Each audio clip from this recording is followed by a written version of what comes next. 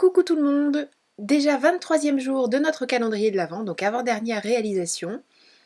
Et de la même manière qu'hier on a fait quelque chose de très simple parce que on n'a plus beaucoup de temps avant Noël, et bien aujourd'hui c'est tout aussi simple.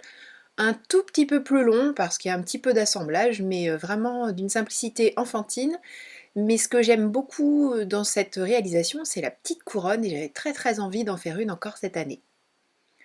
Donc comme d'habitude, une base de cartes, des papiers aux couleurs de Noël, alors pas forcément des assortiments de Noël, mais en tout cas donc dans l'esprit en tout cas des couleurs, ça fait deux en tout cas, des couleurs que je souhaitais aujourd'hui, du rouge et du vert. Et je découpe tout d'abord une petite couronne qui va me servir de base, voilà, un petit cercle, qui va me servir de base pour ma couronne plus exactement.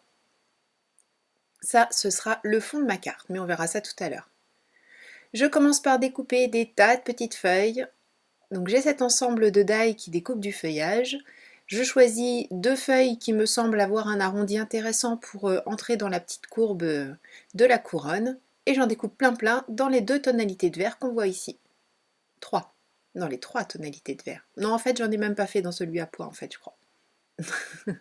Bref, j'ai pris deux tonalités de vert au moins, tout simplement pour que ça amène un petit peu de peps dans la couronne et qu'on n'ait pas tout dans le même vert, ce serait quand même dommage. Une fois que je me suis bien amusée à découper tout ça, eh bien il ne reste plus qu'à les assembler. Je me sers donc de la base rouge que l'on a créée tout à l'heure. Je répartis tout d'abord le feuillage en laissant pas mal d'espace, juste pour habiller la couronne.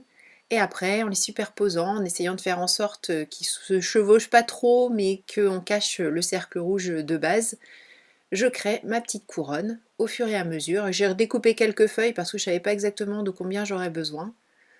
J'essaie aussi, voilà, comme ici quelquefois, de faire déborder un petit peu vers l'extérieur, vers l'intérieur, un peu comme ça le fait avec une vraie couronne faite avec des petites branches de sapin.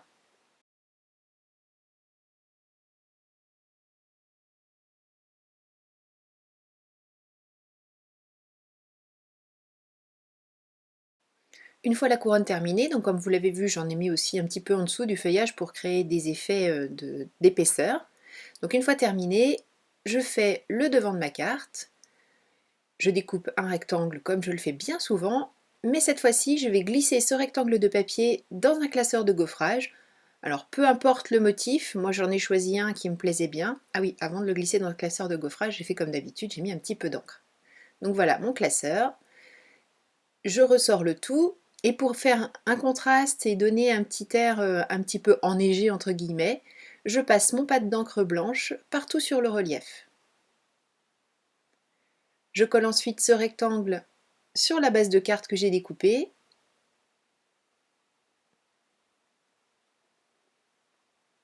Puis bien sûr la couronne. Et je n'ai plus qu'à ajouter un sentiment et une petite étiquette. J'avais envie de mettre un petit motif au centre de la couronne, faire, je sais pas, enfin, ça me trottait dans la tête. Donc comme d'habitude, je n'en fais qu'à ma tête. Donc j'ai découpé cette petite étiquette après avoir tamponné la petite feuille de houx et les petites boules de houx. C'est un tampon qui était dans la box de décembre de Tout en Colle. Et pour attacher cette fameuse petite étiquette, je vrille un petit fil métallique aux couleurs vertes. Et après m'être un petit peu bagarré avec, en vous faisant loucher parce que c'est tout près de la caméra, je glisse le tout dans le feuillage, je le colle même pas. Je vais coller le dessous de l'étiquette, mais ça je l'ai vraiment juste glissé derrière, ça suffit largement. Et j'ai mis un petit point de mousse adhésive 3D derrière l'étiquette, mais ça je voulais pas me montrer, mais bon, on voit bien que c'est un petit peu en relief, c'était pour rattraper l'épaisseur de la couronne. De la planche étiquette de chez Tout en Colle, j'ai réalisé un tamponnage de cette forme d'étiquette de petit fanion. J'ai utilisé de la Versamark. Comme d'habitude, vous avez les infos sur le blog pour les couleurs que j'ai pu utiliser. Et j'ai mis un sentiment d'une planche Crazy Little Craft qui s'appelle Lutin de Noël pour écrire Joyeux Noël. Comme j'aime bien faire avec cette petite étiquette, je l'ai découpée en double et je colle les deux morceaux en les faisant dépasser un petit peu l'un de l'autre pour donner à nouveau un effet de volume et faire en sorte que ce soit un petit peu plus joli, un peu plus ludique.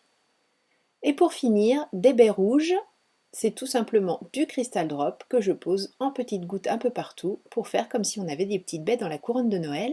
Et j'en ajoute aussi sur l'étiquette avec le hou. Et voilà une petite carte super simple, mais je trouve qu'il y a quand même de l'allure. Enfin bon, vous me direz ce que vous en pensez. Merci beaucoup, je vous donne rendez-vous dès demain. Surtout, prenez bien soin de vous, c'est le plus important. Créer, ça c'est très important aussi, et partager. Non, c'est peut-être ça le plus important en fait. Allez, à demain. Bye bye.